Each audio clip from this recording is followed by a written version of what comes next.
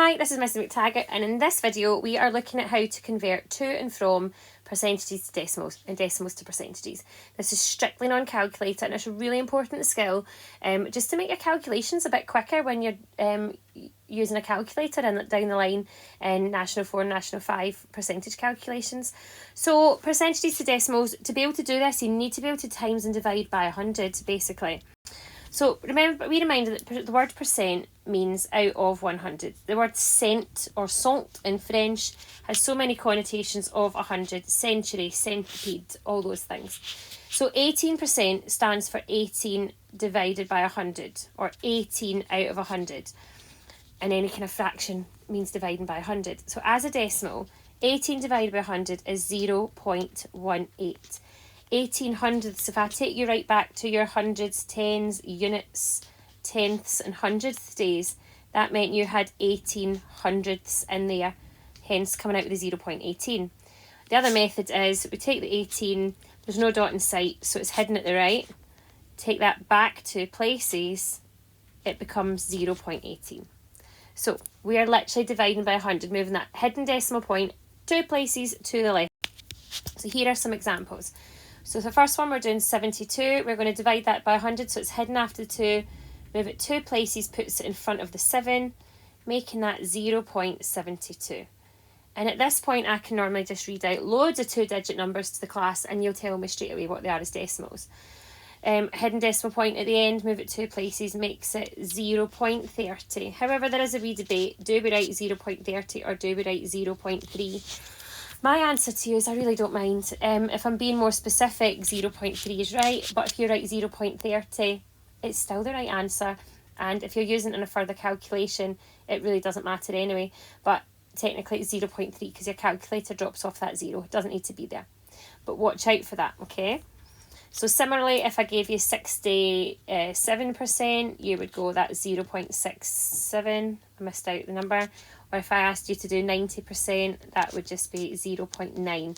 Because 90% is 9 tenths, and as a decimal, that means it's got a 9 in your tenths column.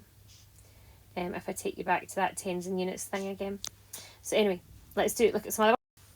Let's do some single digit ones this time. So 2% is really easy to write 0.2, but remember that is 2 out of 100. That is 2 hundredths. So it's not falling straight after the decimal point. The point is after the 2, and if you move it back 2 places, there is a gap created.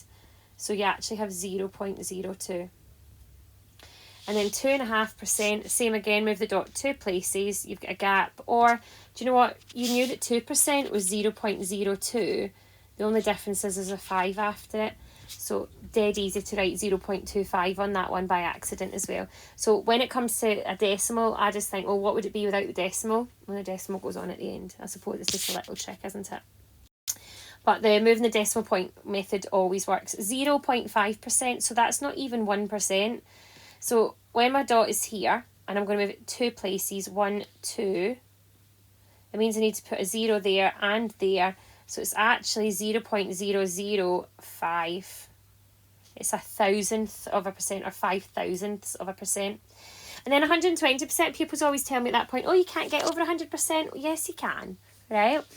If you sell something for a profit, you are you're possibly earning more than 100% profit on an item.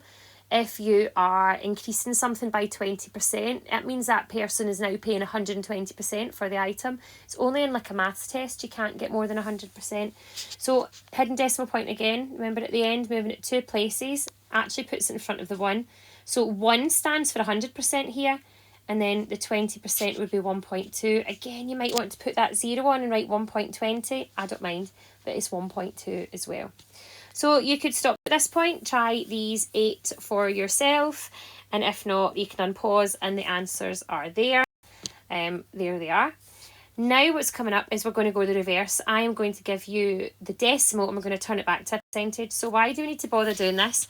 Well, anytime you have a maths test, it's not up down to your teacher to work out your percentage, particularly if you're in a maths class. Or say you found an extra mark when you were marking it, you then need to work out your new percentage yourself. So the way we do it is we would do top number divided by bottom number. That's a different video. But you would then get a decimal and you times it by 100. but you should be able to recognise them going reverse. If you can put it into a decimal, you should be able to take it back out. So this time we're multiplying by 100, so the dot's moving 2 places the other way. So it's moving to after the 5, so this one would be 65%. And this one times by 100 would make it 24%. And then we're pretty good when it's the double digit ones, but what happens when we start putting in some zeros? So if I asked you to do 0.3%, it's really easy to say, oh, that's 3% and that's 8%, but that is nonsense because it's not 3 and 8%.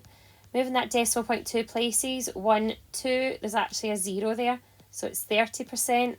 Moving it 2 places, this would be 80%. So watch out for those ones. Remember I did say it was optional to write 0.3 or 0.30. Okay, similarly, moving the dot 2 places, 1, 2 would be 4%.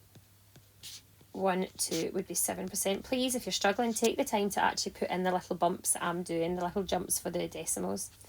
And then how can I make it harder? Well, do you know what? Nice numbers so far. What about when once you've done it on your calculator, I need to put it into percentage now, or you're working out your maths test for yourself.